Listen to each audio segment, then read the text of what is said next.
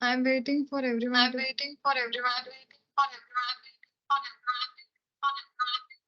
Waiting for everyone. Waiting for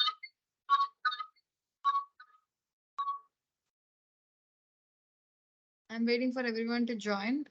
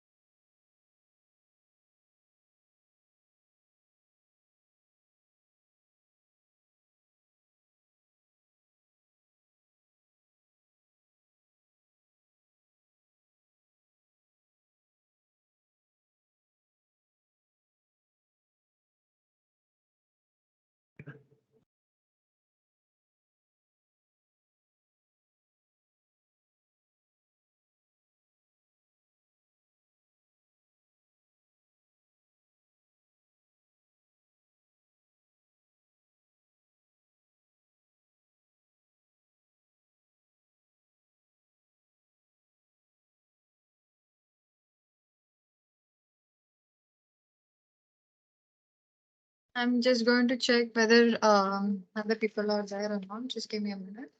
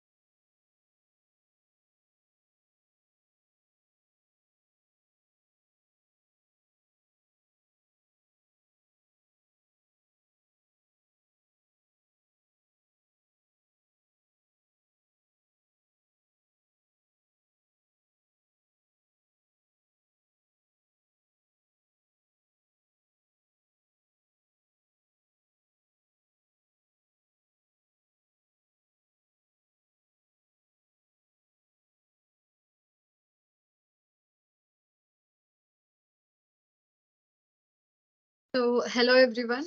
We'll get started. We have been waiting for 10 minutes nearly, so we can get started now. The second week lecture, the interaction session. As you already know that if you guys have any questions, you can directly mail to me. This is Rashi Rajuna. I'm doing PhD in IIT Delhi under Professor Jain sir in Department of Material Science and Engineering. The scanning electron ion probe microscopy in material characterization has been taught by Debabrata Pradhan sir from IIT Kharagpur. And we will get started with today's TA session, interaction session. So first, we'll come to the introduction. As we have seen previously, that I introduced why we have to study scanning electron or ion or probe microscopy in material characterization. We had a fair understanding about why it is very essential in the field of material science. And most of the people have told me that they are interested in scanning electron microscopy. So I'll concentrate more on scanning electron microscopy. And if you guys have any doubt in between, you can ask me anytime. And later on, we can go for SIM and SPM. This whole interaction session will be based on the week 2 lectures that has been taught in NPTEL, scanning electron ion probe microscopy in material characterization. You can go through the week 2 sessions, and the whole discussion of today's discussion will be based on that. And then until now, we have seen that the history of microscopy, magnification, and resolution. And we also see in that 1 second. You just get the pen. The resolution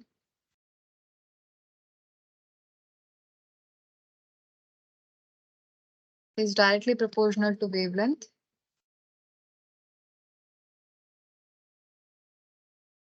and inversely proportional to scale of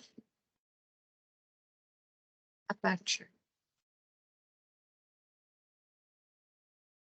So we studied this like there should be some light, which is source, sample, and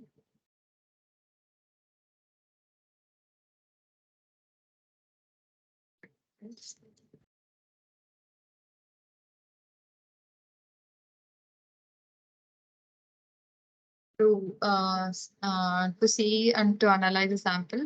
In optical microscope, the source will be light.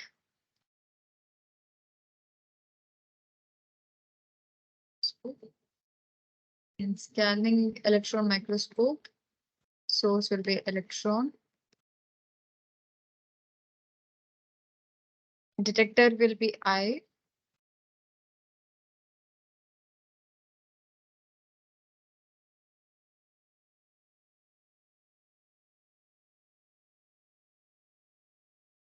And here see detectors depending upon BSc, etc. The detectors will be present. So, and we have also seen the difference between how optical and then SEM is going to help us in better resolution, higher magnification. Even the flatness of the sample doesn't matter in SEM because it scans point by point, not the whole image will be taken, unlike in optical microscope.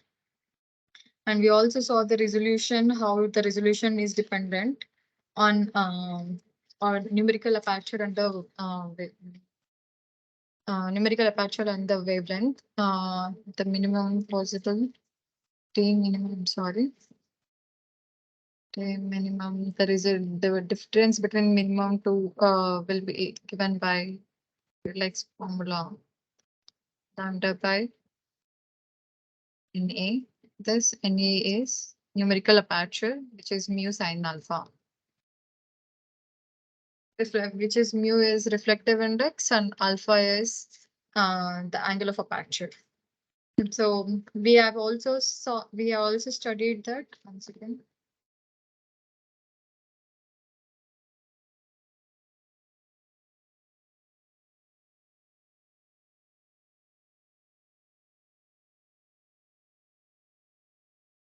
And we also studied that there are three different type of aberration,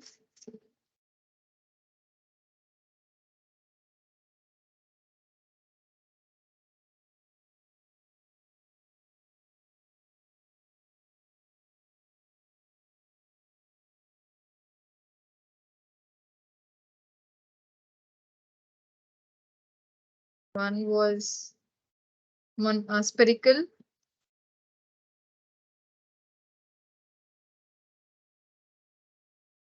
chromatic,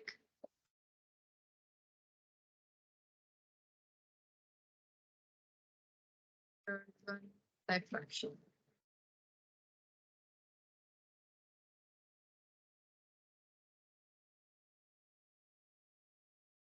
Okay. Sorry.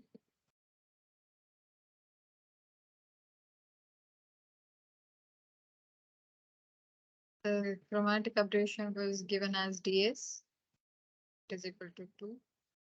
Yes. Thank you.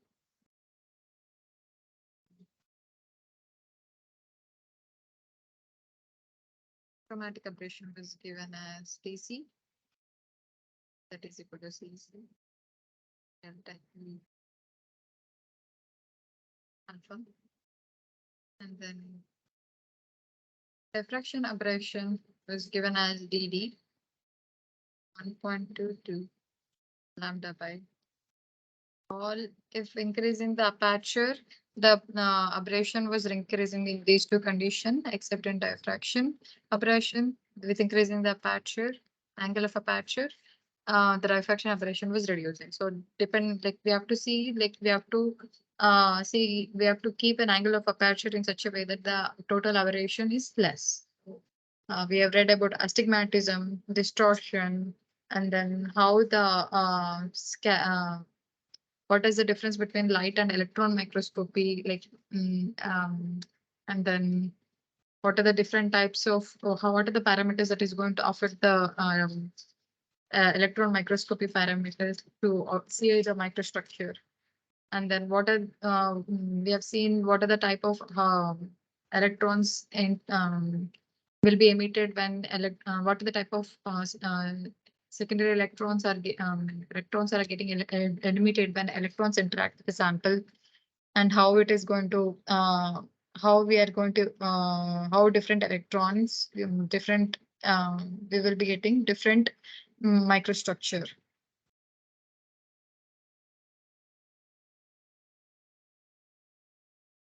We'll start with an assignment. Um, so before starting with an assignment, I just wanted to show that today we'll be having how the sample preparation and everything will take place. And we also am there in the FESEM lab. I'll be showing how we keep the samples and all, but rather before that, I first have to we'll go by step by step. If you guys have any doubts, you can ask me in between. That is not a problem.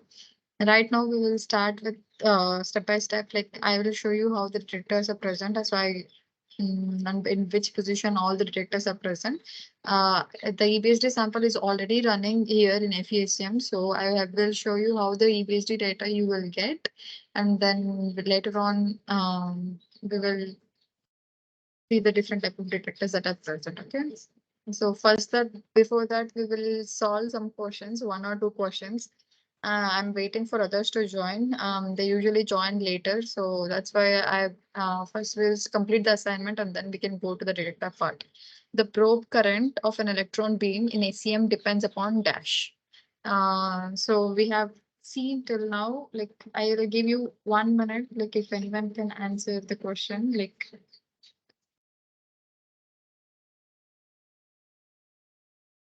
So we have seen that IMAX.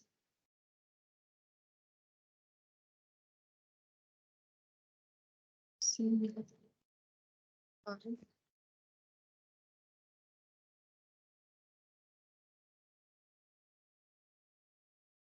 Equal to pi square by 16 theta 3 by 3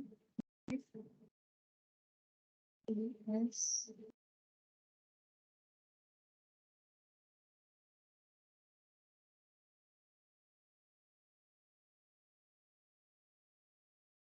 So we saw that the and when electron gun it will be having when an electron will be coming from the electron guns, which is a source of the electron. The source of the electron. I'm sorry. Yes. Final diameter of the electron beam will be T naught into M1 into M2, and this is the final diameter of the electron beam. This is the initial diameter, which is D, which will be present here. Initial diameter.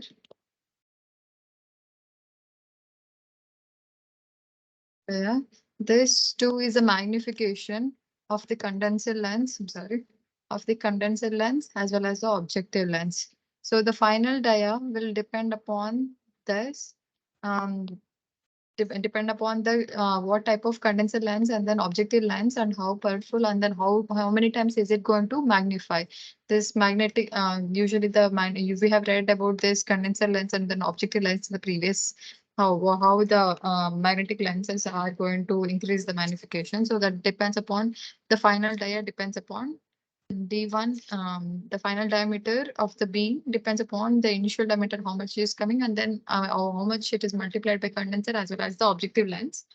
And then the number of electrons. Okay.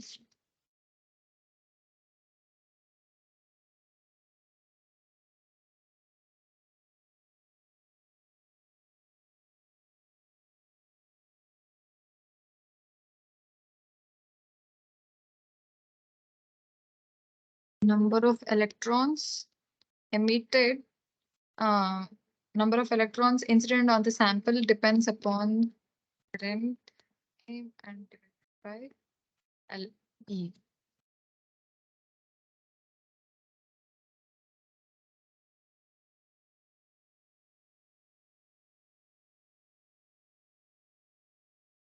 This electrons again depends upon the efficiency. The secondary electrons detected will depend is directly proportional to the number of electrons um, falling on the specimen. Secondary electron detected at the detector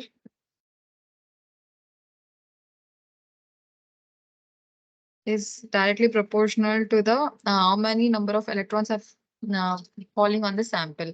And this A is proportionality constant, that is efficiency of the detector. Efficiency detector, sorry, not efficiency of the detector, it's efficiency.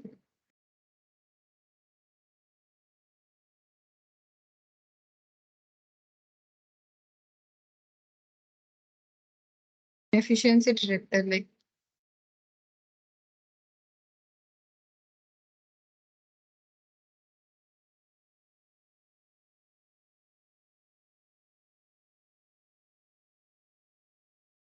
or yield of secondary electron. That is a proportionality constant, how much it is able to uh, get get the electrons, how much percent of it able to get the secondary electrons. This usually will be in the range of 0.1 to 0.2. The yield will be usually in that range. And then we saw that this finally and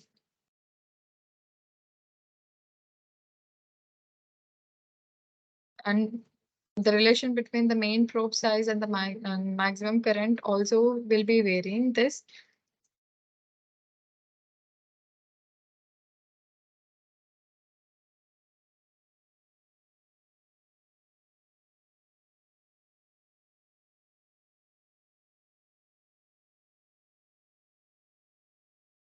So the final probe diameter was a function of dt square plus ds square plus dd square plus dc square. This was theoretical diameter.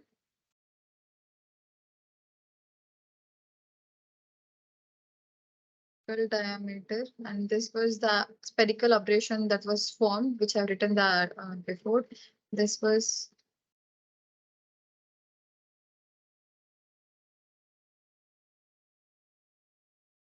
spherical aberration, diffraction aberration.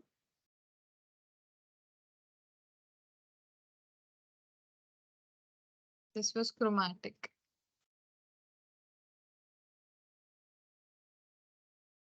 So if any of this if any of the spherical aberration or anything is higher, then it won't make it will not make a final probe dia smaller. So that is a function of the if the aberration is higher, the final foot dia is direct. If it is higher, then the probe diameter smaller. We cannot make a smaller probe diameter. So this one dt was a function of dp, which was 4i e by theta pi square lambda square. Angle of aperture. This is angle of aperture.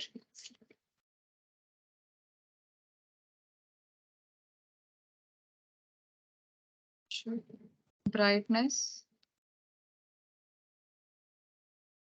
of the sample. This depends upon the type of lenses we are using. And the probe current. This is IPS.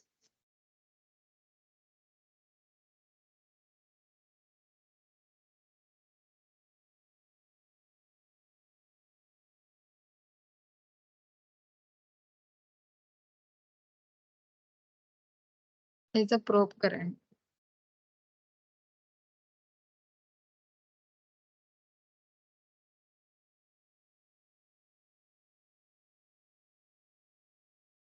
So depending upon the length, this when we solve for IP, we got the maximum probe current we can achieve.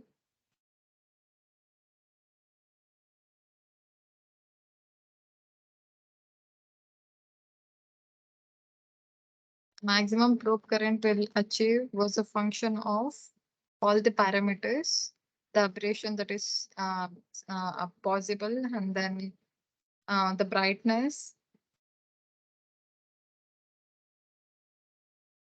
Maybe is this one.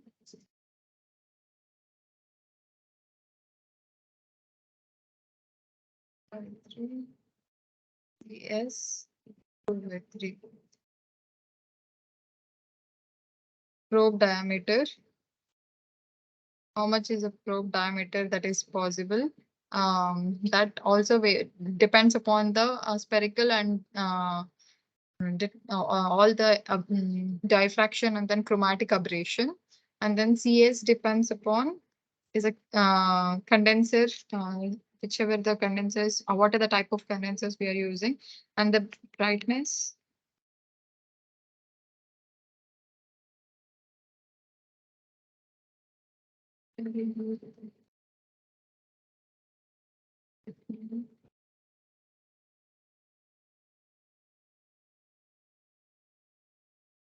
So we lost the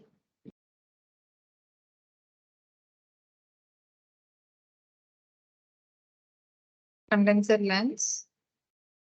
And then the brightness, it depends upon the type of sample we are using.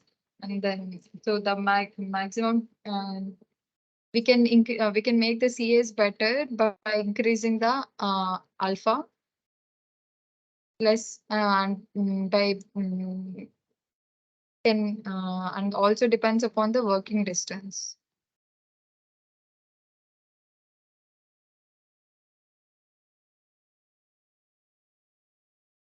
What how much is the working distance? So finally, we can say that so the probe current of an electron beam in SEM depends upon spherical aberration coefficient, which is CS, and then probe diameter, which is the diameter of the probe.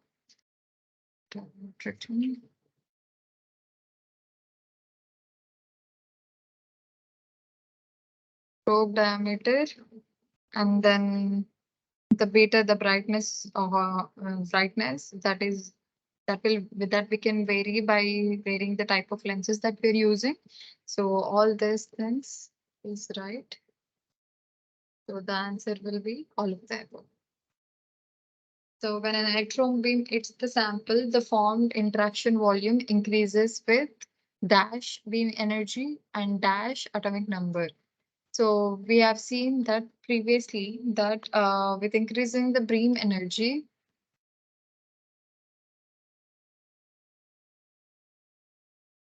if we are having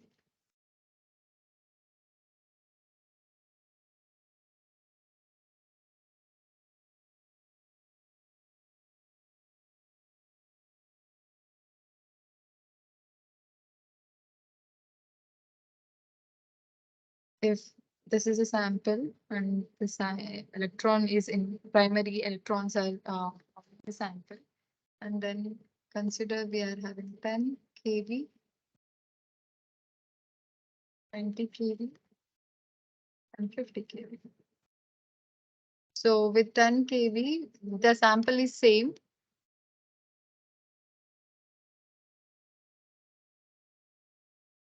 With 10 kV, the beam interaction volume will be around this much.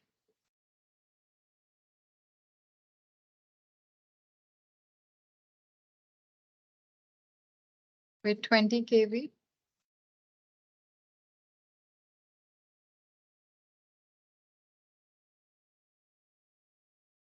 and with 50 kV, the beam interaction.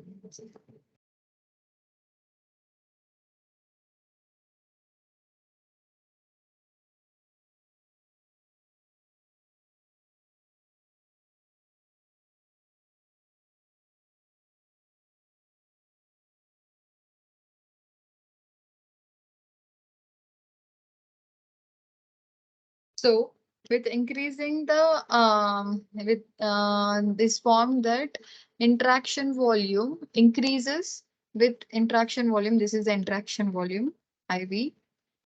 Interaction volume is increasing, increase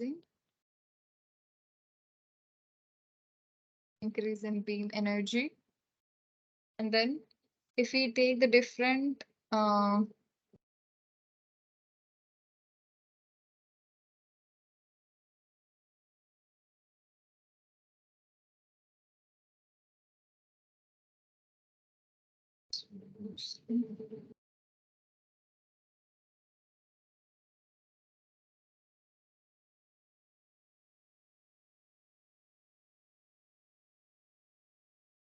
if we take the sample 1,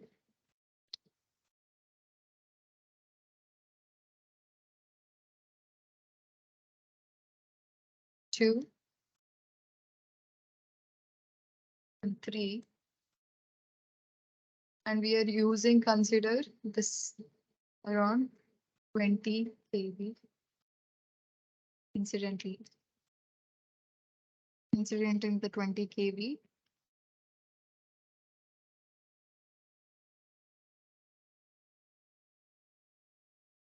And consider one has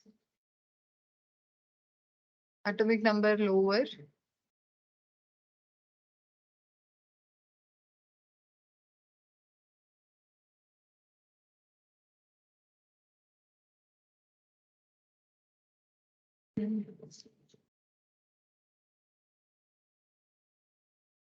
Consider carbon. The highest is considered pH. Another one in between, like consider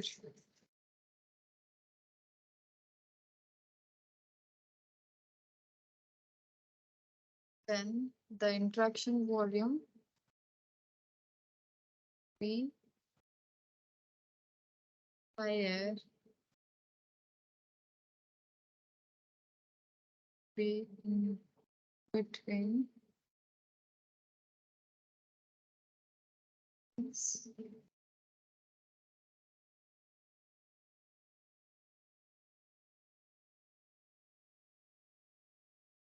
AG. So with ink and then interaction volume will be reducing with like and so with increasing the atomic number, the interaction volume has reduced. So with atomic number, the interaction volume actually reduces. So when electron beam hits a sample, the formed interaction volume increases with increasing the energy beam and decreases with atomic number. I hope that's clear.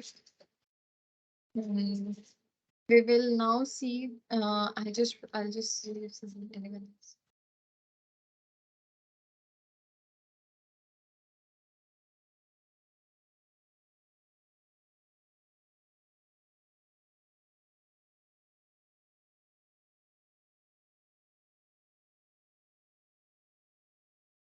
And as attended till now, like it's fine. So we will continue.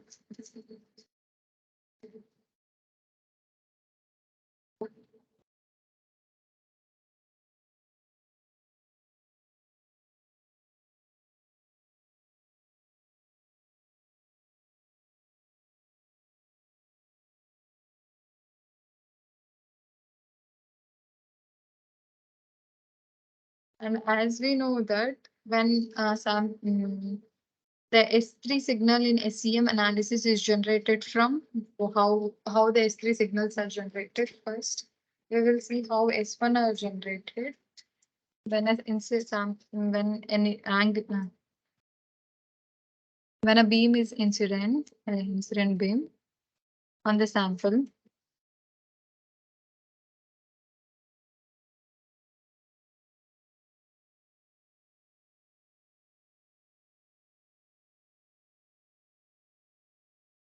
The first layer which it will be having an interaction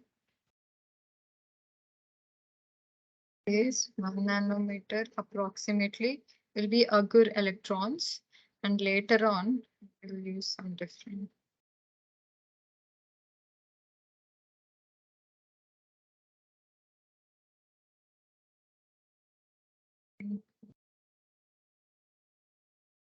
Later on, it will be having 5 mm, 5 nanometer range will be secondary electrons. 5 to 50 nanometer range. And then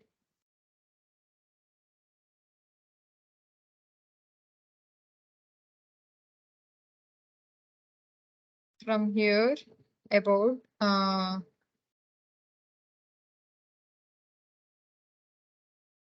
there will be BAC electrons. Yes.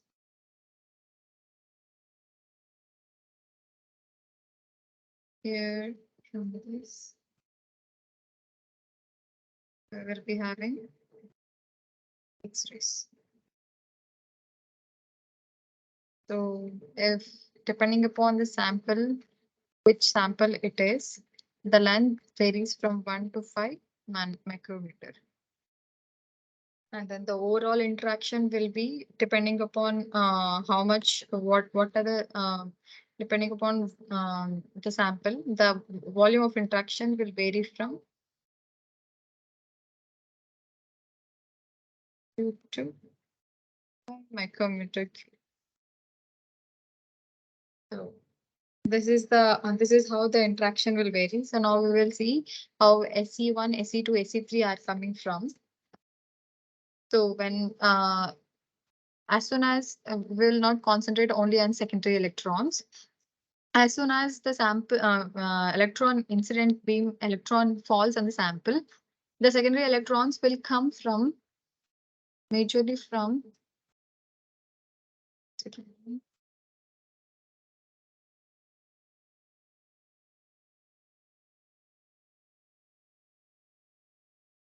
The secondary electrons will be coming from the surface.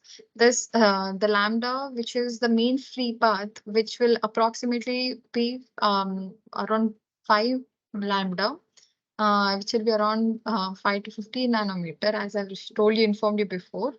Lambda will be around 1 nanometer for metals and 10 nanometers for 1 nanometer for metals and 10 nanometer for insulators.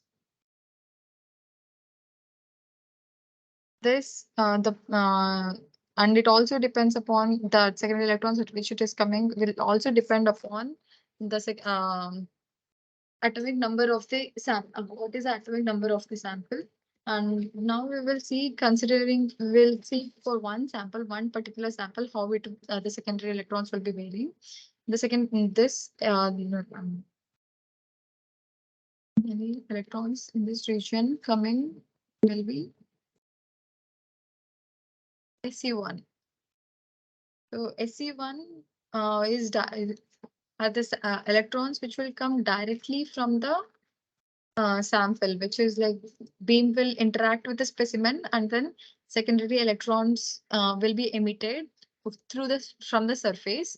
These are called SE1. But what happens when the not just the secondary electrons will not be the only electrons that will be emitting.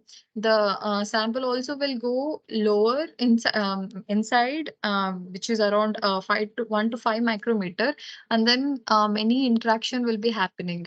X-rays will be generating, BAC will be basic, backscattered electrons will be emitting. All these generation, what it will do, it will further collide with the other atoms, and then this will again emit secondary electrons. So this is called as, we call secondary electron true. So the secondary electron 1 is the one which will directly come from this incident beam,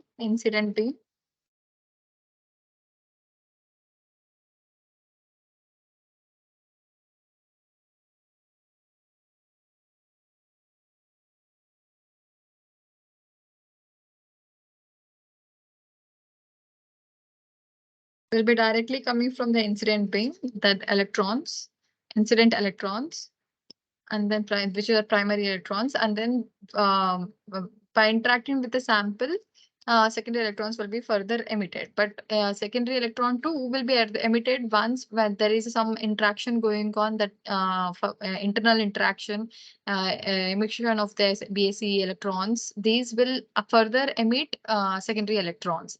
This is known as secondary electron 2. And then secondary electron 3 will be further emitted from the, what happens when backscatter electrons are emitted from the incident. It will be around BAC.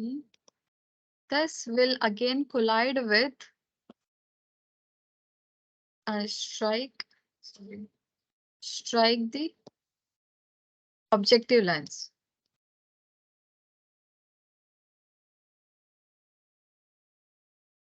which will further emit secondary electrons. This is known as secondary electrons 3. So we can see the question. The SE3 signal in SEM analysis is generated from BAC. Because BAC electrons are the one which will collide with the objective lens and then emits SE3 again, secondary electrons again. That's why so the first electron is the interaction directly from incident beam with the sample, which is around 5 to 50 micrometer, 5 to 50 nanometer. And later on, we'll be having an interaction because of BAC, where further collision will happen, and then secondary electron 2 will be emitted. Later on, when BAC will get interacted or strike the objective lens, secondary electron 3 will be further emitted. So the answer is BAC. I hope you understood this concept. Which of the electron signal Which electron signal will be your choice? I just want to see if anyone has attended the meeting.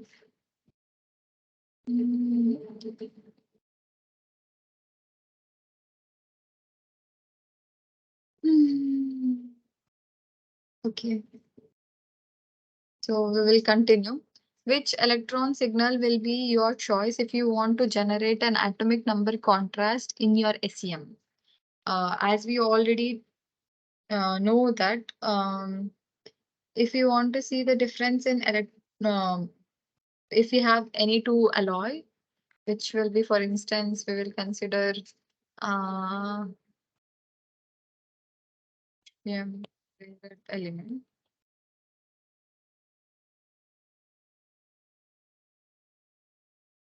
Because previously they were mentioning about one person was working on magnesium rare earth elements. So I'm going to talk about this first. So magnesium will have low atomic number.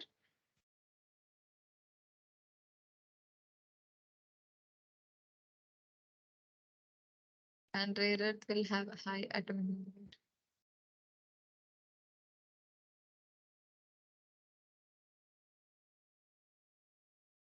So consider that this is magnesium.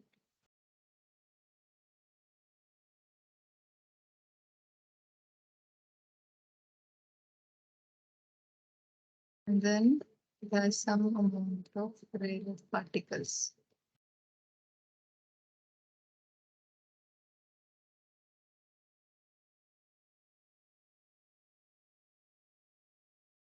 So the magnesium will be seen lighter,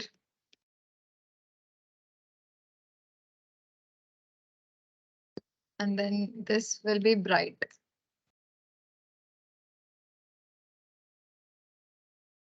Rare earth elements.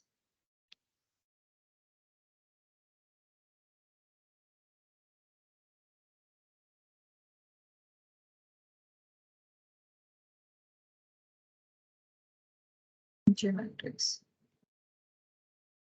Okay. Yeah. So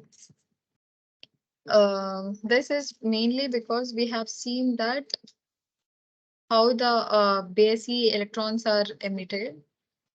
Just talk here. Right?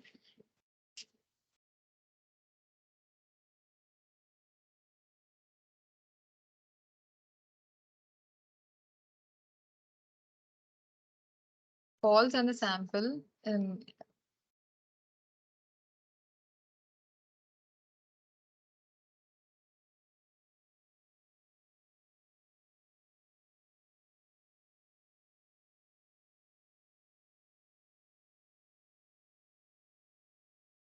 Just give me a 1 minute. I'm sorry.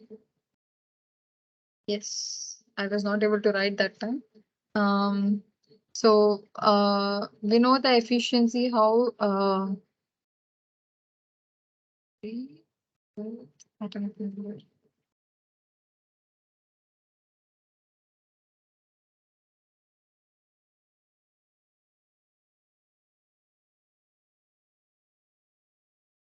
So the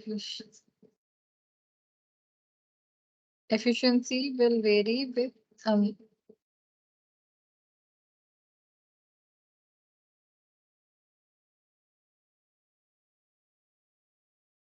just give me 1 minute. I'm really sorry. I'm having a trouble, little bit technical issue.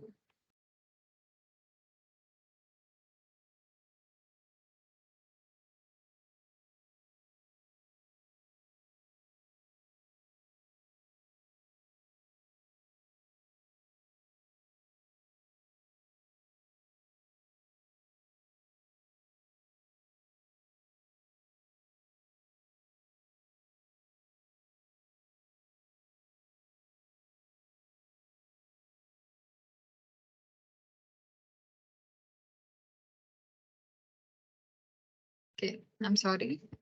We can continue now. As we know that when an beam will be, when an electron with, when an incident beam will fall on the sample, the it will be scanning one small one part at a time. So when it encounters the smaller atomic number, the number of BAC signals which will be coming from the smaller atomic number will be having a lower strength. It will not, the BSE will not have enough strength, and the number of electrons which will be emitting also will be lower. And because the elastic collision which will be happening will be lower for those elastic collision will be having lower for the material. So the number of electrons which will be incident in per second in per unit area for higher atomic number will be higher. So that will be having more brightness compared to that of the lower atomic number.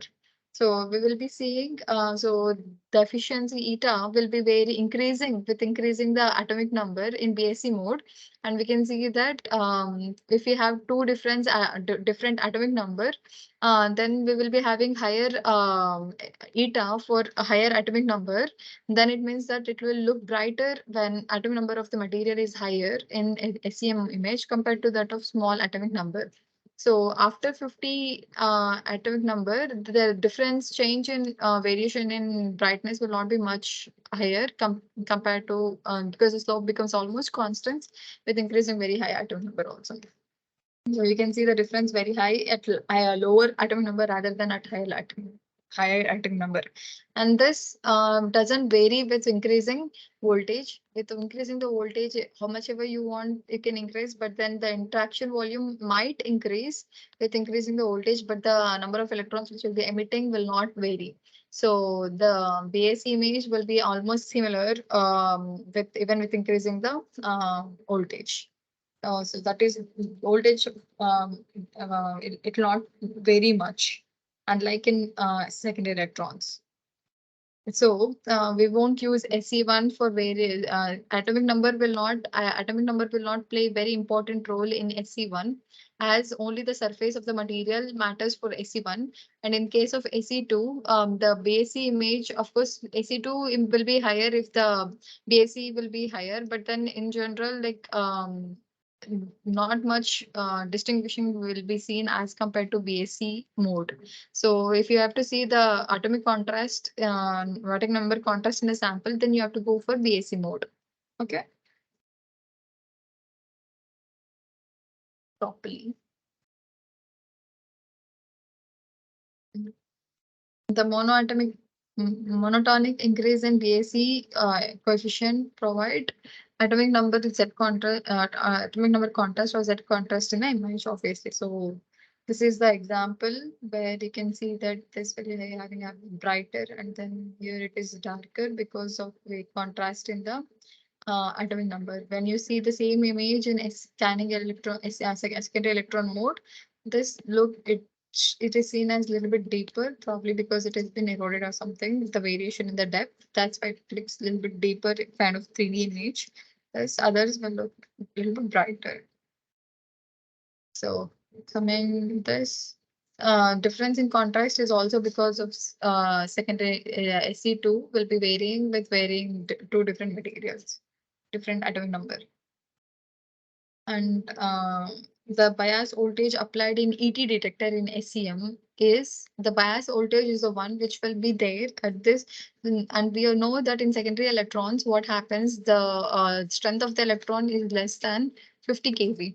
50 electron volt, which will not give us very much, like, like able to, will not be able to see much in imaging properly. So we have to amplify this and increase the voltage. So what we do, we all know that when incident beam falls in the sample, the secondary electron will be around 10 to 50 kV.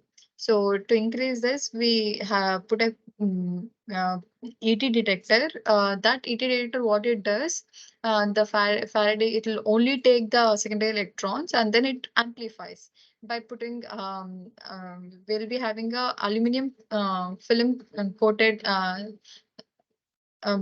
bias voltage will be applied around 10 to 12 kV, so that it will be further amplified and then we will be getting the image properly. So instead of getting 1 electron volt, we will increase and apply a bias voltage around 10 kV so that it gets amplified and then we'll be able to see the image properly.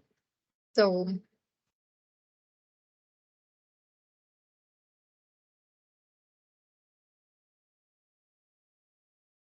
it will be gone to fluorescent substance and then light, and then it gets further amplified the diode electrodes, and then it will photo multipliers will be present. First, it will be collecting on in the detector, and then further it will be getting amplified and photo amplified using the diode, and then photoelectric conversion will be present also. That's where the voltage part is not included. To increase the secondary electron yield from backscattered electron, dash layer is coated on the target. It's not MnO2, it's not MnO. The platinum is added to see the secondary electron, like when platinum coating layer is done, when the sample is not conducting enough, PT or gold gold is used to create the conductivity on the sample surface, so that charging issue will not be present. But then to increase the secondary electron yield from backscattered electrons, MgO is coated. To improve the secondary electron, the converter target is converted into thin layer of MgO, which has higher secondary electron yield. Which of the following should not be done to reduce the charge up phenomenon in secondary electron? Do you know what usually happens when an electron will be falling on the sample? If it is not interacting properly, and then not conducting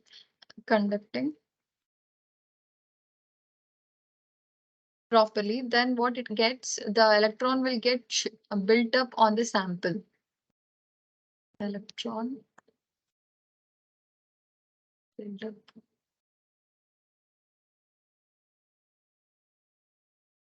on the sample.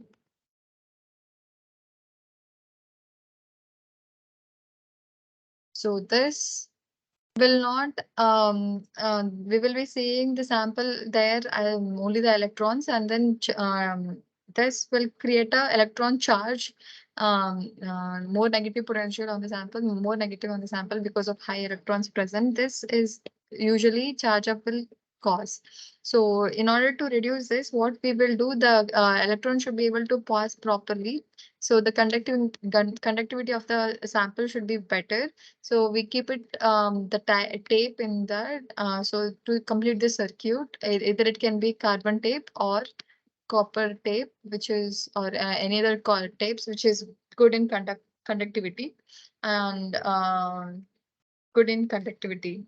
So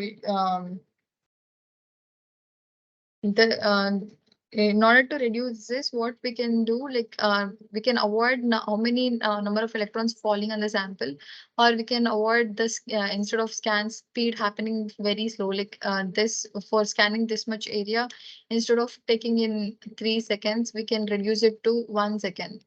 Then the electrons falling at particular region will be reduced, and then the charge buildup will not be happening. So what we have to do, in order to reduce the charge buildup phenomenon in SEM, is reduce the accelerating voltage. If you low vacuum will not work, vacuum should be high. At least then that we will be able to get the electrons falling, and that is not the correct answer. Reduce the sample.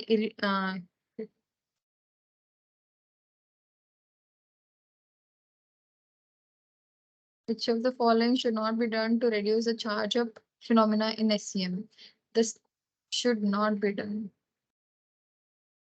The low scan rate should not be done. If the scan rate is very low, the charge buildup will be very high. To avoid the charge buildup phenomenon, the high scan rate should be used so that the beam does not contact the sample for longer period of time. I hope you understood this point.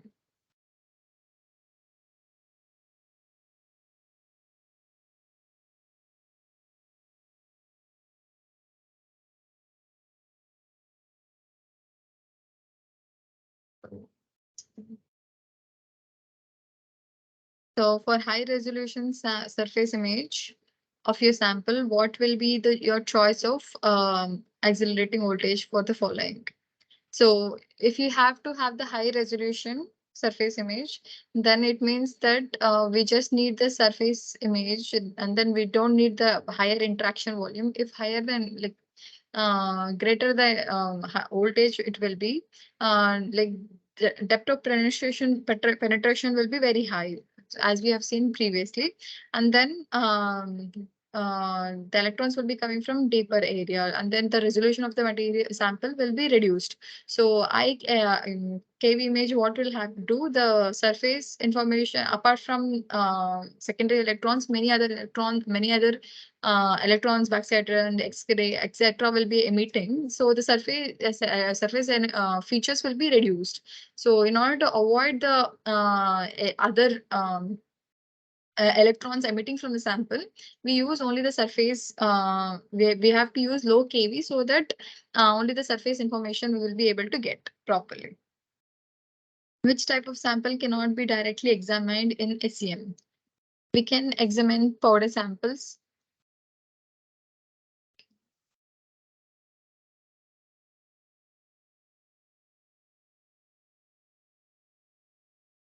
I'm not able to write.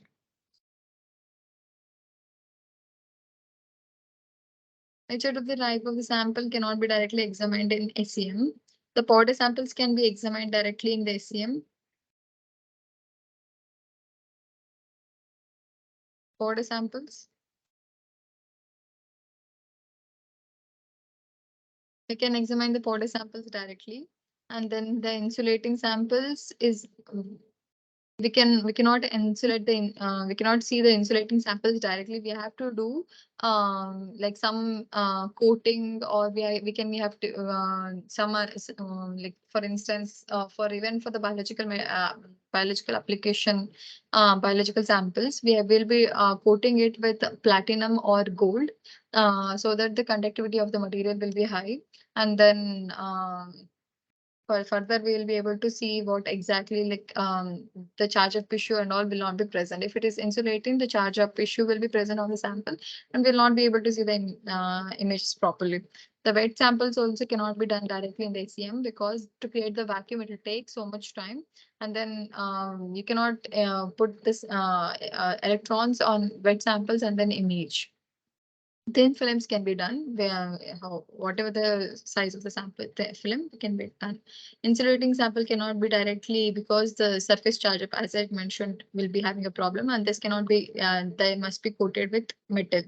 And SEM is popular at operated at high vacuum. Wet samples cannot be examined directly in this SEM. Exactly. Which of the following electron gun is best suited to achieve high resolution? As we know that to have a high resolution, we should have lower lambda, and then the angle of aperture should be also lower, like so that only can be achieved in field emission gun, because the smaller aperture diameter, even the beam diameter can be achieved will be smaller, so it can scan smaller area, and then the better resolution will be possible and can produce a small probe current, which is a primary criteria for obtaining the high resolution image. So these are the assignment questions that was given. And now we will go to the actual practical application, how the samples and all will be done. So I'll first go.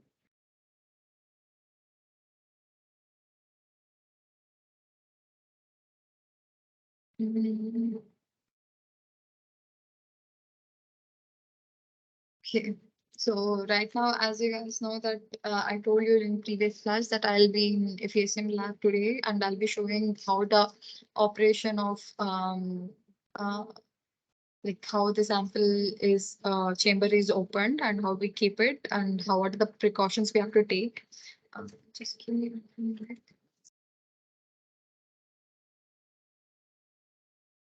So I'll be first showing using my phone now.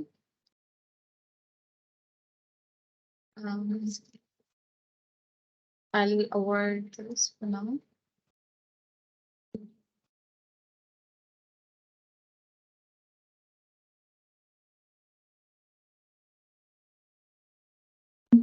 So you can see I'll be done this.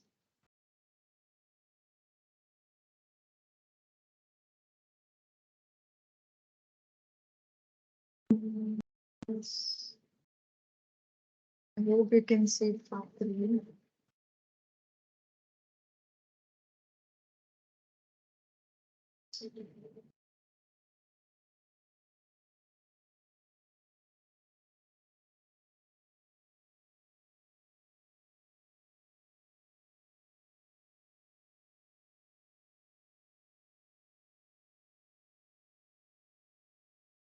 Uh,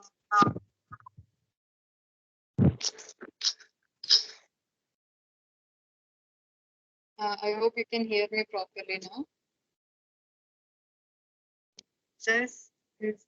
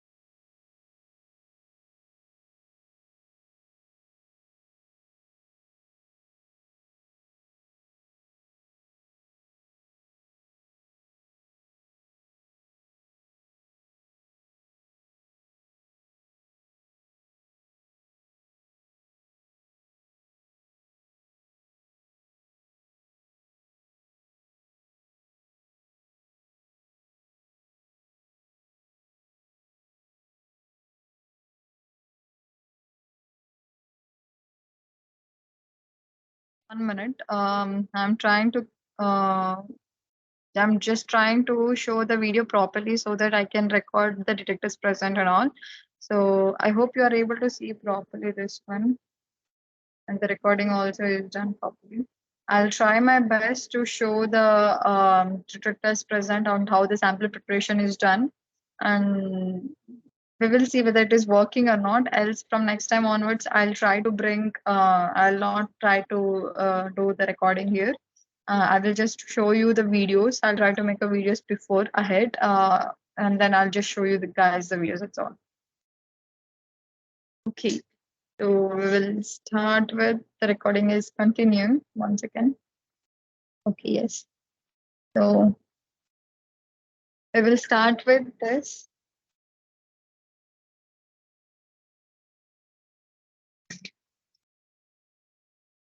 Just give me 1 minute.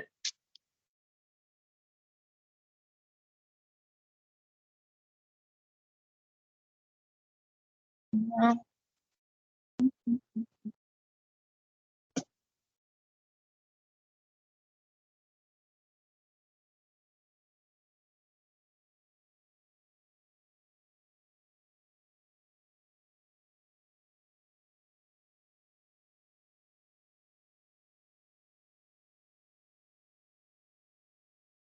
okay.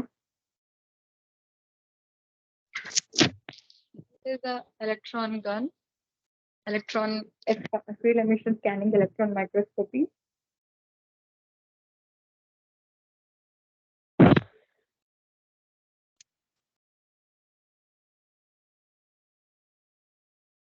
This is field emission scanning electron microscopy.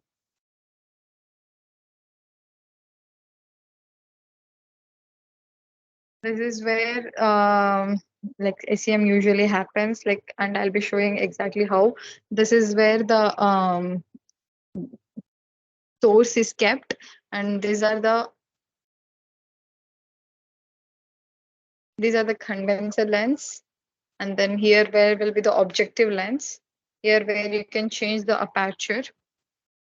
You will be keeping aperture for the in this is a Joey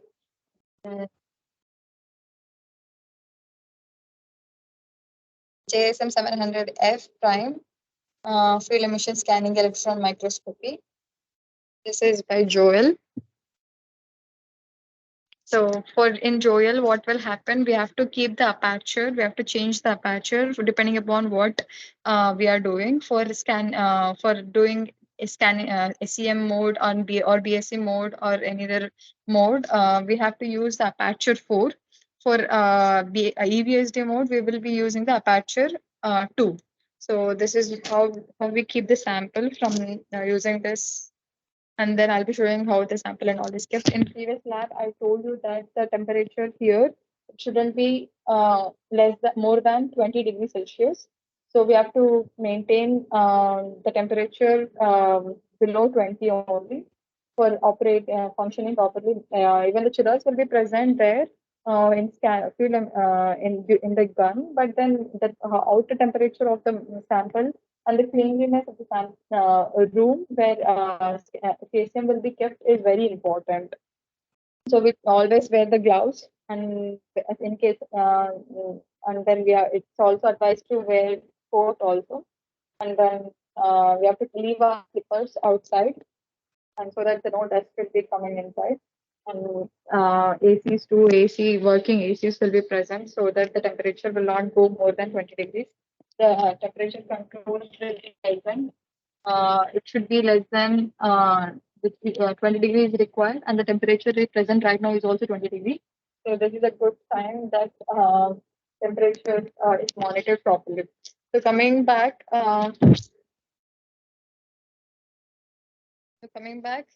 here, there is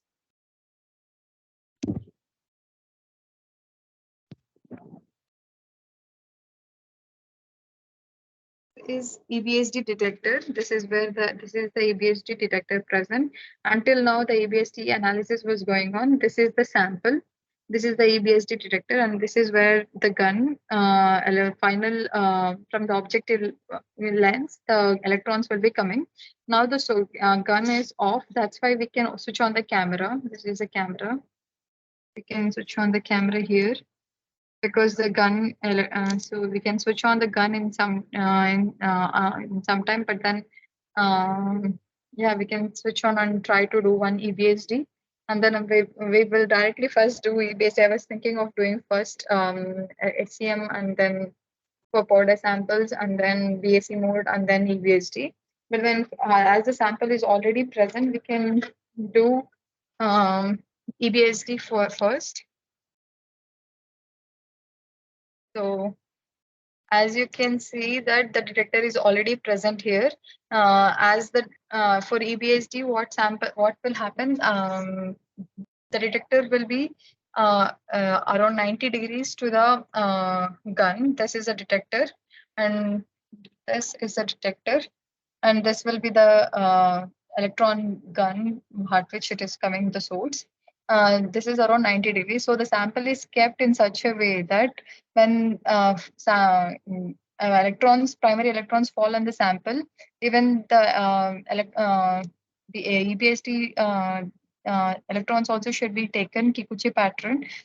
So that's why the sample is tilted a bit, so that even the electron will fall in the sample and then will be detected efficiently. So this efficiency is more when it is kept at 70 degrees. So this tilt angle will be approximately around 70 degrees. So and you can see that as the gun is off, this is yellow, small yellow mark. This is where the gun is present, and then condenser and objective lens and all everything is present. This is where at the final electron beam will be falling. Now the gun is off, so the electron is present only in this region, in the gun only. Once we switch on,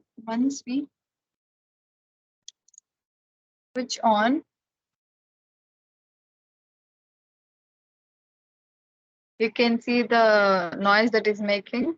It is removing the panel that was present here. So you can see the gun is falling all the way down to the sample. This is where our sample is present now. So it is, as you can see that it keeps on recurring. So if I want to reduce the scan time, I'll go to quick one. So this is how you'll be seen in the lower scan time. If I want to go for higher scan time, then I'll go to fine one. And then if I want the further higher scan time, like the very good image, then I'll go to fine 2. And you can see that the scanning is happening. First, we can see in fine 1, the scanning is happening in this region. So if I reduce the brightness, then you will see where exactly the scanning is happening. So that is where the scanning is happening. Now the scanning is in this region. Let me increase the contrast. See, and you can, the scanning is happening in this region now. So I'm controlling the brightness contrast in using the controller here. This is a manual controller. If you increase the contrast, there also the sample contrast will increase. And if you reduce the brightness here, the sample brightness also reduces here. I hope you guys are able to see well. I really had no other way how to do this uh, video. So now if I, as you can see that this region is not focused properly and this is a better focus. So if I have to increase the focusing in this region, I have to focus using this. And then it is always advised to put, like, if you have a bigger screen area, the focusing issue will be very difficult. For focusing, it will be very difficult. So what we do, we go to um, reduced image. Reduced image that will make the sample image like scanning area smaller, and then we can focus this area and then we can come back, the overall area will be focused. So for this looks like a grain structure, so we'll go to this grain structure and increase the magnification. And if you want to see that how is that grain present, so you can, and we can see that now the sample is not focused properly. So to focus that, like, you have to move in that direction a little bit up and down. This is fine focusing. For coarse focusing, you will have to use it here. But then right now I'm not doing this. I later like how to do the coarse focusing in secondary electron on BAC mode. For now we will do fine focusing. So I keep on moving small distance by small distance, and then the here it will happen. So does it look like, is it focusing properly? Is it coming into the focus or out of focus? It is going out of focus, so I have to go in opposite direction. Is it coming in the focus? Yes, it is coming. You will get to see in some time. These things will have which direction you have to do, whether it is in plus direction, plus Z direction, or negative Z direction. This you will come to know with experience only. So yes, you can see that the sample is focused fine. Now let's see.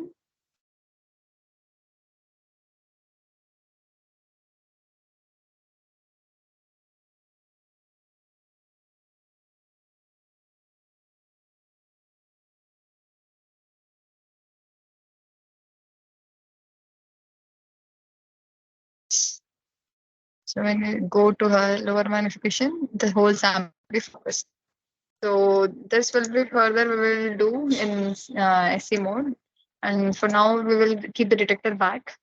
After completing the EBSD, you will be getting the data something like this.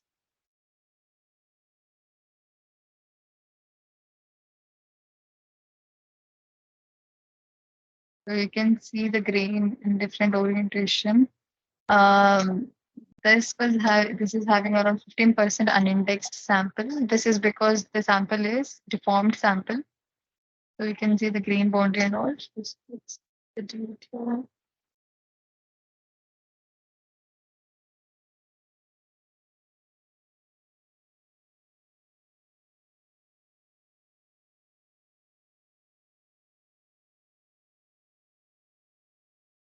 So I'm keeping the detector back now. This is the EBSD detector, right? So if I'm just giving the command to go back completely. And you can see that the detector is moving back now. You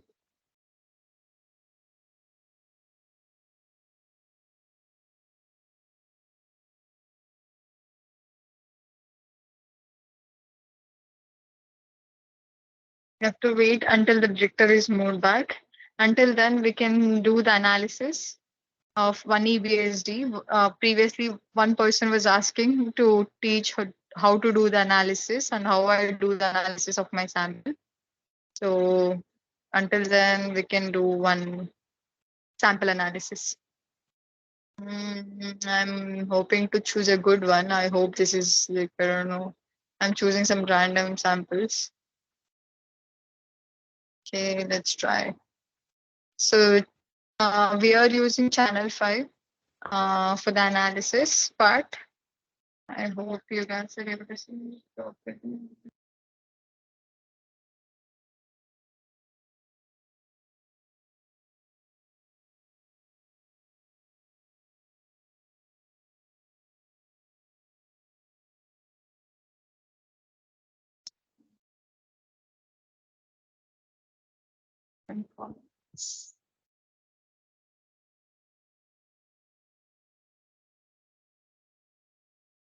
Give me 1 minute. I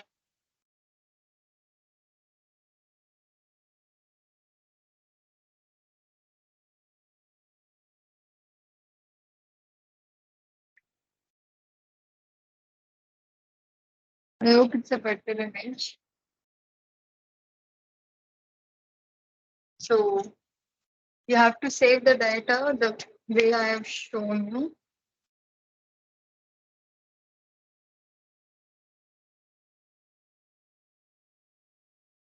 And open this software.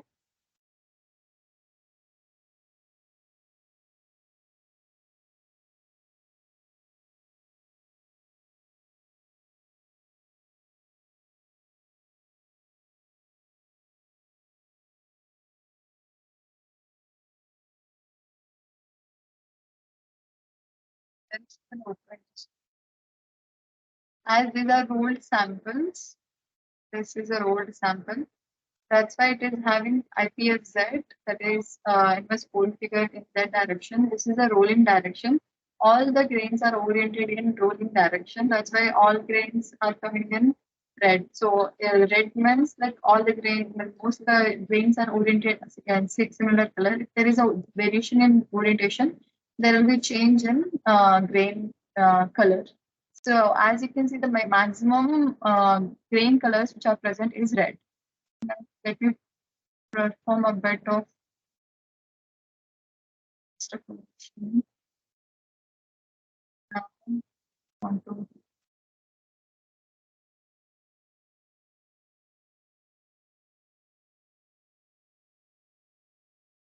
I just did a little bit cleaning so that like you can see these are grain, these are twin boundaries. As this is a magnesium sample, twins will be present in and this is a magnesium sample and a deformed sample, and you can see some amount of grains present, and most of the grains are oriented in one direction. That's why most of the grain color is in red, and compared to very few grains are in different color. So we can find out the grain size, detect the grains, and statistics, and you'll get to know what is a grain size and what is a minimum grain size, grain that are present and maximum, what is a mean, etc. Everything can be determined.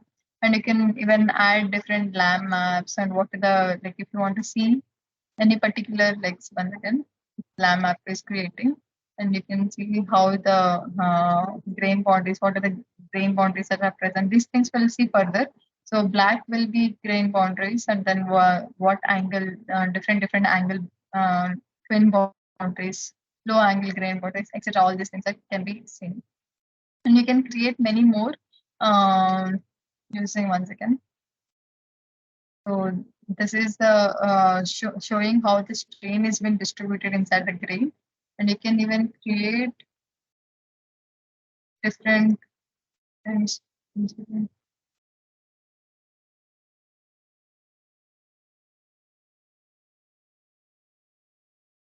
New map. And you can find out the band contrast present, group, and everything. You can calculate the recrystallization factor, Schmidt factor, or texture component, IPF polygon, anything. All these things can be performed using in this channel file. That's one way to analyze the ABSD, and you can even analyze using as a Aztec software. For now, we will do only SEM and then BSc, SE and BSc mode images. And now this detector has gone out. As you can see, previously the detector was present until here. Now the detector has moved back. That is the detector, the down one, not the upper one. So, and then you have to keep a specimen exchange before removing the sample.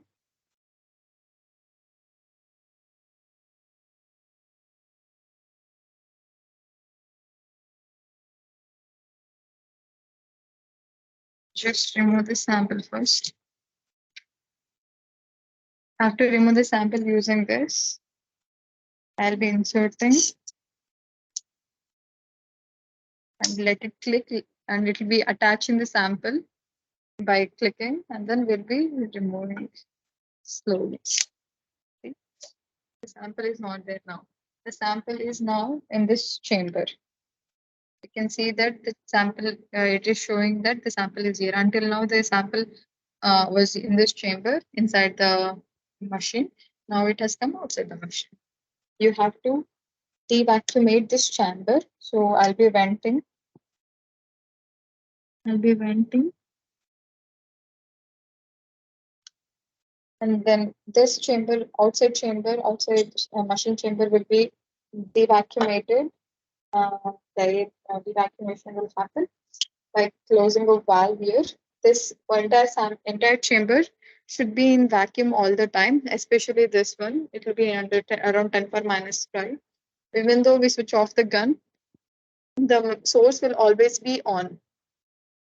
Only this electrons will not be coming down, but the source will always be on. That is in field emission scanning electron microscope, and it is different for different electron microscope. Now it has been devacuumated here. That's why it is showing that it is in vent condition. But the entire chamber will always be in vacuumated condition. Only the outside chamber will be in devacuum. And then you can see that this right now is in light gray color. This entire thing is in gray color. This is in light cement color, light cement, whatever it's color.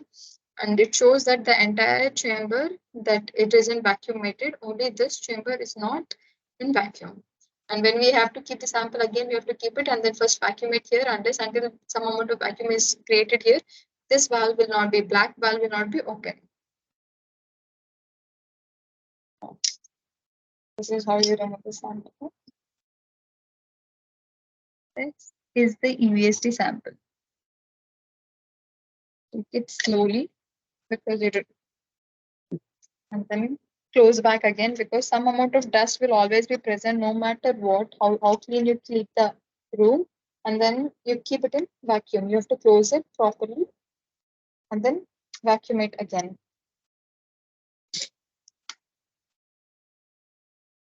So this is how the EBSD detector, EBSD holder will look like. I hope you are able to see fine. This is the sample. As you can see that it is mirror finished. 1 second. Just polished. As you can see, it is mirror polished, and then electro polishing of the sample is also done.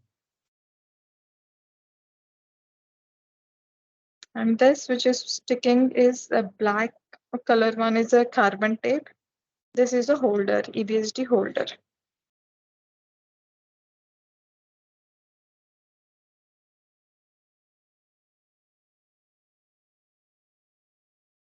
I hope you're the reason why it is present at 70 degrees. It will be coming in weekly classes. We can discuss more about this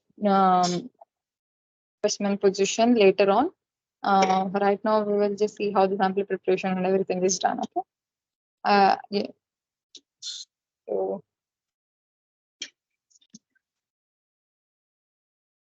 these are things that we usually use to prepare a sample.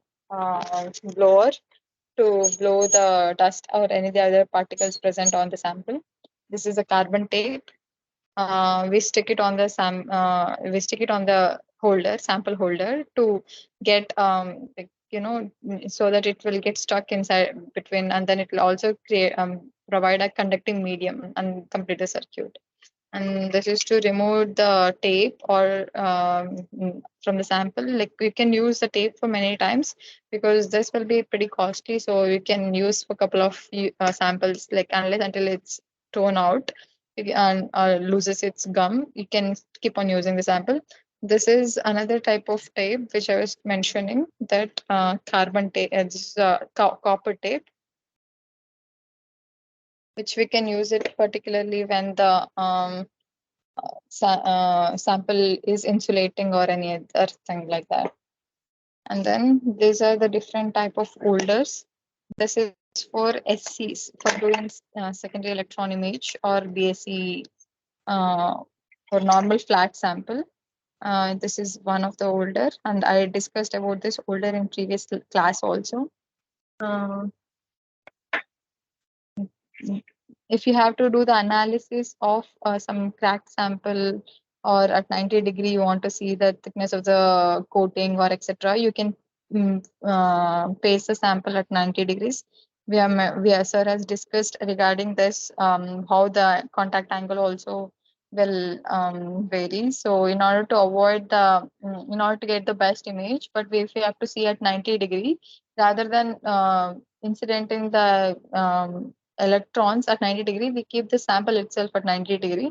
This is to keep it at 90 degree if you have to imagine any sample at 90 degrees, or if you have to image at some particular angle, you can keep the sample in this direction, in this around 45 degrees also.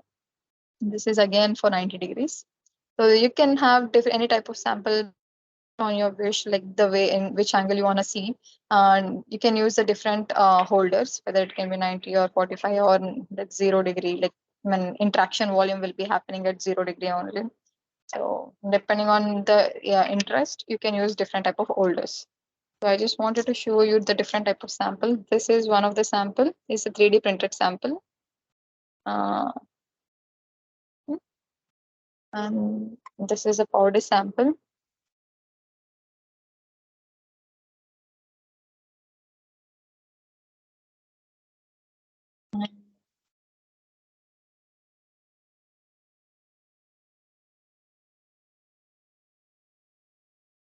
This is magnesium samples.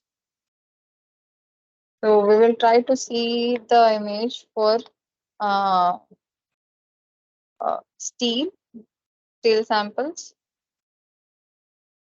and then for one magnesium sample and powder sample, or we can see for steel and for powder sample. I got many options, so that I thought you guys will ask which type of sample do you want to see, or which is your area of interest. I thought of keeping the sample based on your interest. As no one has joined, I'll be probably keeping like powder sample, and then or magnesium sample. Previously, some person was asking for magnesium sample, so I'm thinking of keeping the magnesium sample.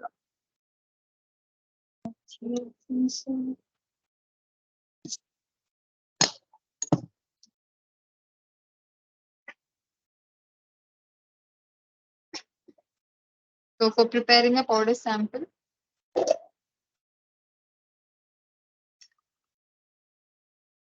you take a small spatula, and then first take the carbon tape, and you should know you have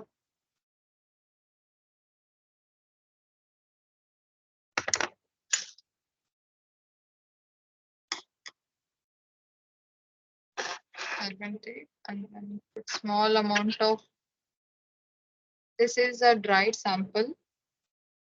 We have oven dried it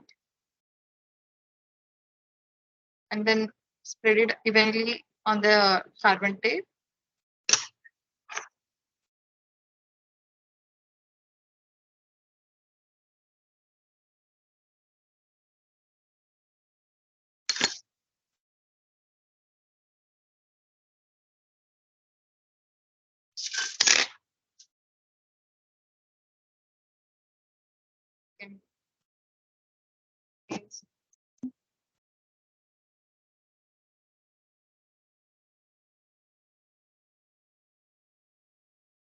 So that is our powder sample.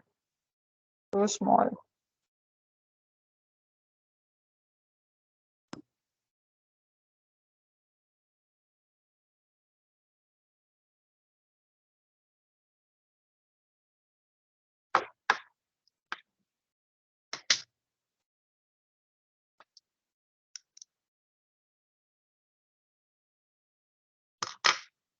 As you can see that previously some carbon tape is present, so I don't want this carbon tape. So I have to use this to scrape it and then attach a new carbon.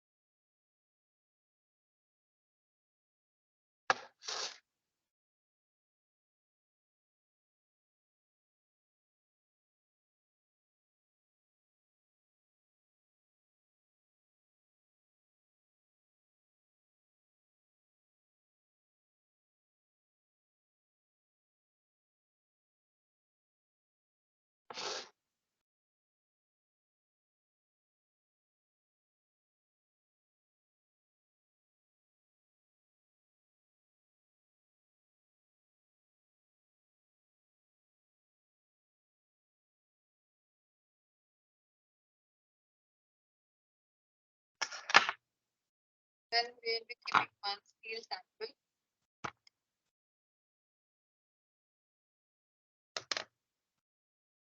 for imaging. I just wanted to show you the difference between the insulating and the metallic, how it will be different.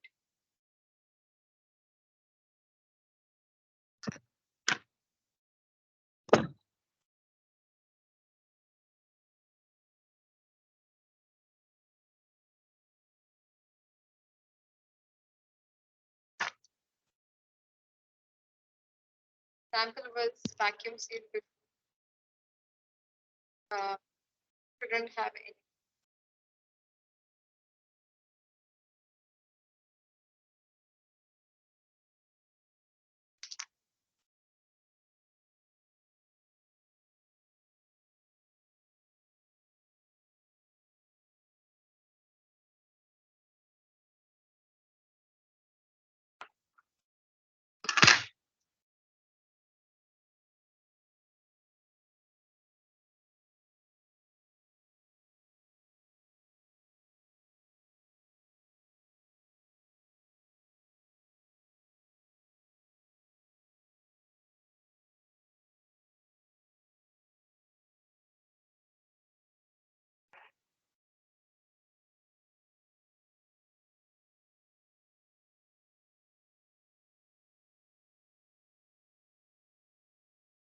So these are the two different samples.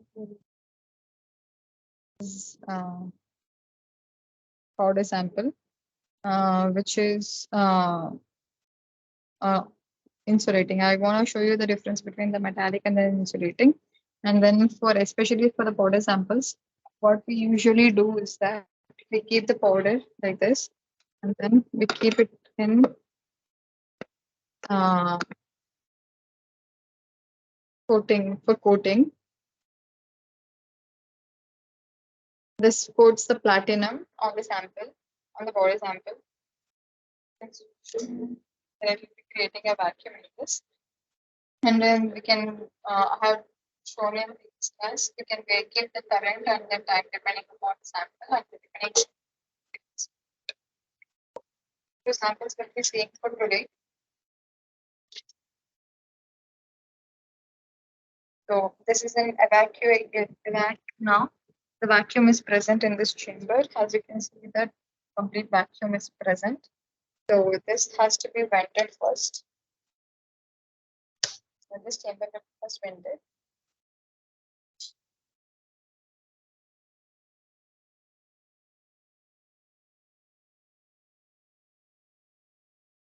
Now it has been vent.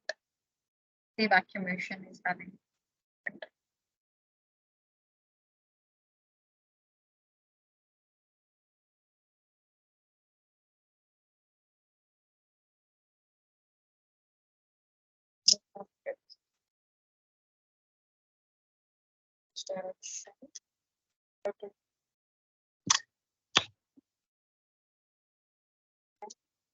Closing. And then create a vacuum again. You can see this valve will go down.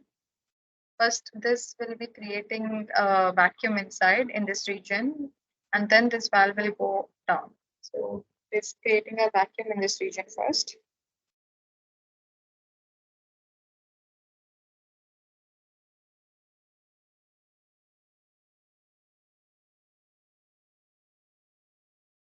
It will take a couple of minutes. Meanwhile, we will open new project. This is a Aztec software. We'll be doing EDAX also today, EDS, that is EDAX. And then open a new folder. We'll do in rush it. We'll make a new folder. NPTEL.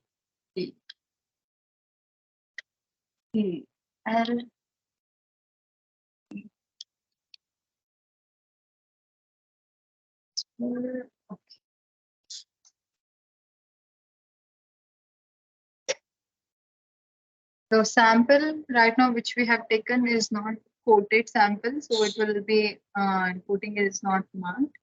And then specimen geometry will not keep it tilted because it is 90-degree. You guys saw no tilting and all is present.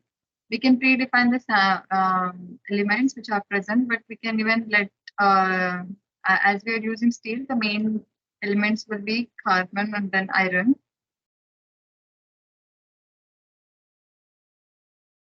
So if you double click on that, it will get included. And as you can see that the vacuum is created now in this region. It is blue. It is all gray color now, and we can keep the sample now inside. You can see here there is no sample now. Only the gun is there. These are the detectors. Now we will see. This is how you have to keep the sample.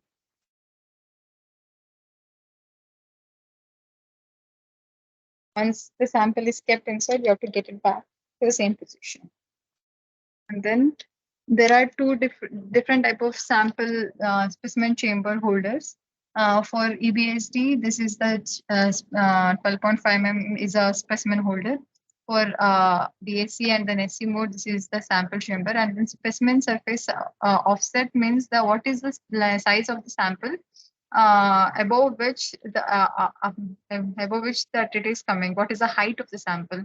So we have two samples for now. So like one sample was around 3 mm and then another sample was 0 mm. So I'm keeping 0 mm for because first I'll be imaging the powder sample. So what voltage we have to, what voltage is required will be varying. So first I'm keeping one voltage. So I wanted to show you the difference, how it is going to be. I'm sorry.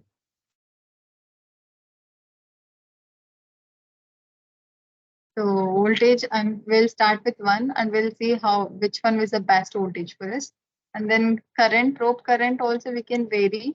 And if you want to see the variation, how the probe current is going to, so we can see that from beginning. Mm, and we can start with, I don't know, like 3, and then we will see how with varying probe current we will be having different. So the probe diameter can be small, medium, large, depending upon your wish. And then the working distance, you can do wide set if you have to do the bigger imaging. If you want to see, observe larger area, and then you can reduce the working distance depending upon your interest. Like if you want the lower area but the better resolution, then you have to vary the working distance to go lower. For now, we will see like 20 mm. We'll start with 20 mm, how it is going to vary. See, now the sample chamber, specimen chamber is coming up to 20 mm first. And we can vary the working distance and see how the resolution and how much area we can see, the depth of the focusing area, like how much it is possible, all those things.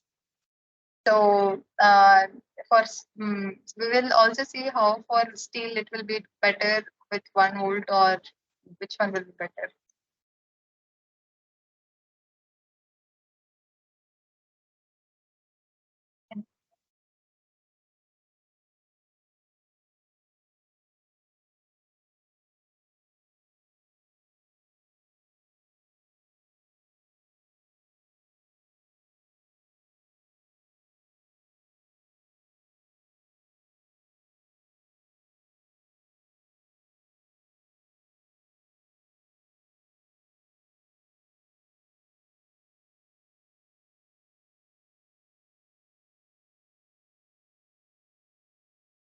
So the vacuum which is required is around 8.8 10 power minus 4. Like ma'am will usually write like, yes, kindly switch on the beam when vacuum reaches 8.8 10 power minus 4 pascals. So we have to wait until then with the objective to maintain the vacuum level in SIP. Follow this maintenance. In order to have a good cycle of the source gem, that is gun, we have to wait until this vacuum is attained in this chamber, um, so that any dust or anything, like even the air, if once we open this valve, the air also present, if small amount of air is present, it can also go to this chamber, and it will take more time for creating, and if it might damage a gun when a small particle dust or anything is present. So we have to wait until like 8.8 minimum 10 power minus 4 pascal vacuum is attained in this chamber, that is down chamber. In this chamber, this is where our sample is present right now. So source will be always on, it will be always vacuum. And then once this also attains the vacuum which has approximately similar to the source vacuum, then we can switch on the gun. So it's around 8.8, like lower than 8.8, it's still 8.9. Like just for a couple of more minutes we can hold on, it will reach less than 8.8. Yes, it will reach the 8.8. We can go, it's not. This is the electron gun. These are the detectors present. I wanted to show you one more detector present. See now, if we switch on this, which will come, is a BAC detector, backscattered electron detector. Yes, this is a BAC detector. I hope you can see properly. And then, so now we will see do in SE mode only. So I'm keeping the detector back. So it is going back. This detector will go back, you can see. Yes. So the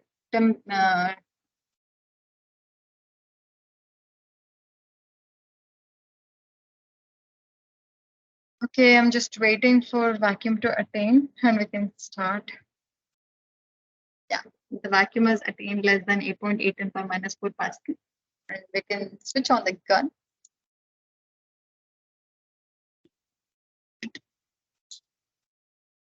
And to see the where sample is present, we will first go to LDF mode. First, we will do auto contrast brightness.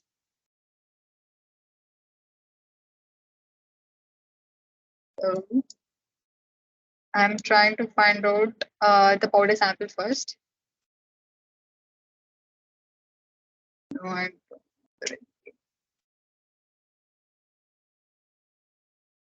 I'm doing it in quick.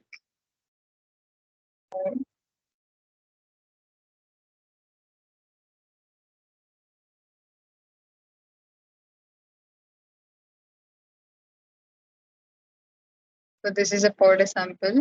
First, we will do the analysis of powder sample. And then LDF mode is usually used to find out the sample where the sample is present, and we can go back to SEM mode. And we can do the image rotation if we want, like to I'll show you the image rotation why it is required. Okay, if I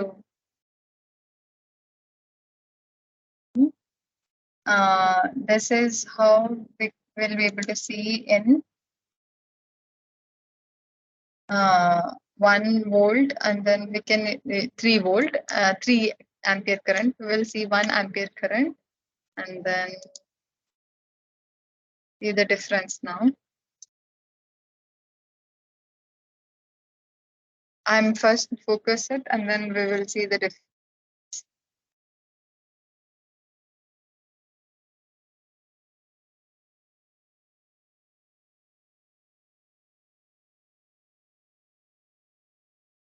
First, we have to focus any sample. For any focusing anything, we have to first start with 1 particle. And then go within focus.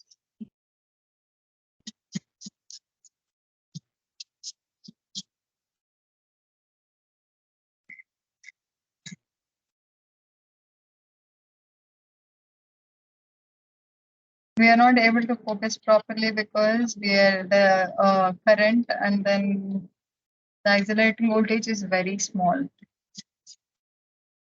So we cannot go at higher magnification. At lower magnification, we can see something is happening, but we cannot go to higher magnification. This is because we are not able to focus properly. So first now we will try with probe current around 5. And then we will keep the accelerator also 5. And then see now you can see something better.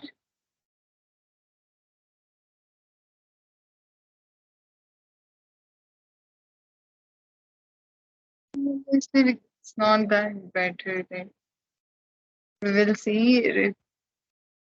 Yeah, we are able to see the particles now. We are able to see the particles even at higher magnification. Now we are at around 370 degree, 370 x.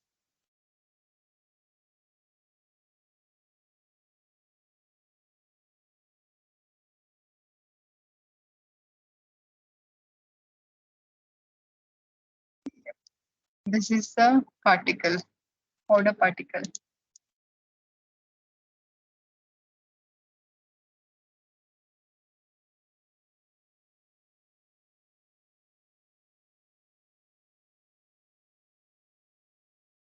This is around 200 magnification, 2000 magnification. Let's go to higher magnification, around 10,000, and try to focus.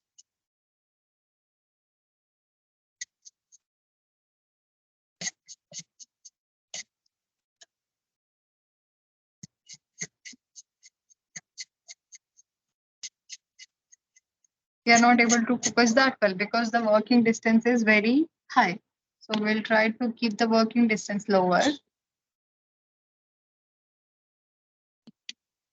to around 6 mm. The specimen chamber is moving towards the gun.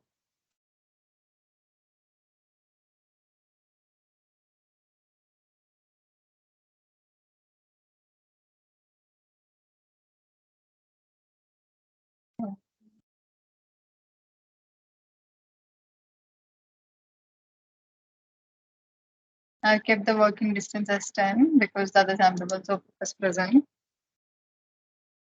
Now, let's try focusing.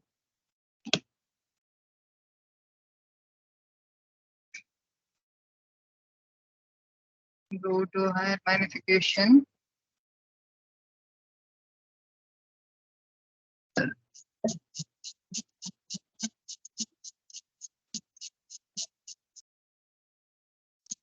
Yes, things it's getting better. So I'm around 10,000 magnification now.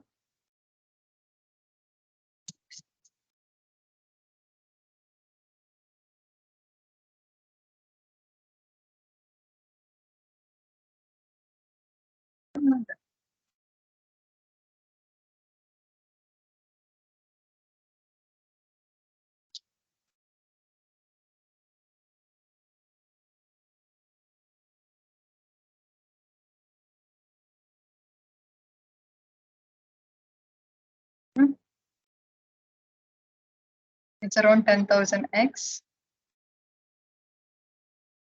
You're able to see the structure properly. So, but still, because of charging, this is an insulating sample. That's why some amount of sample is like, brighter, and then some is not that brighter. So, this is an insulating sample. This is an insulating powder. That's a charging issue is present in the insulating sample. So, we will go to other sample. As you can see, some amount is brighter because there the charging is issue is a lot. You can see. You can go to any magnification. Now we are around 15,000 x. Charging is happening, see, when you put it to lower scan speed because it is getting exposed for longer duration and then charging issue will be happening. This is what it was more a number of electrons. But then if you go to quick mode, this is low scan speed, the charging issue is less. But you'll not be able to see the image properly. Those issues will be there. So you have to compromise what do you want, like whether you want the uh, clarity or the charging issue. So in order to avoid this charging issue, we will have to be coated with gold or platinum. I think so. The time is enough. For the next class, we can see the other sample. I'll discuss. I'll show you the steel sample that time along with this. Okay. So this one topic we can cover in every week. Anyway, we have 2 hours every week. If you guys have any doubt, you can ask me anytime, anything. So until now, like for now, I think so. This much is more than enough. Yeah.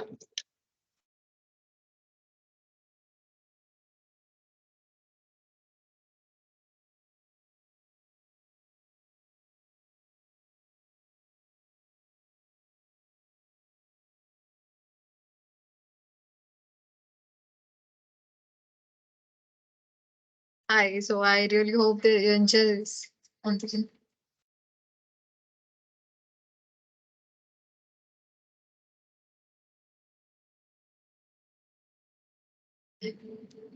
So I really hope you enjoyed the lecture, this lecture. Like if you guys have any doubts, you can ask me next time. We can solve better. I really have never thought it on online, like without having anyone else asking me question around. So I just get blank. I'll not be knowing what to teach, and I'll not be knowing whether it is coming properly or not. So if you guys have anything particularly to know, like you can ask me or we can discuss every time. So I'll be there in a FESEM room only. I can always come back here. So I really hope you enjoyed this class. Thank you so much.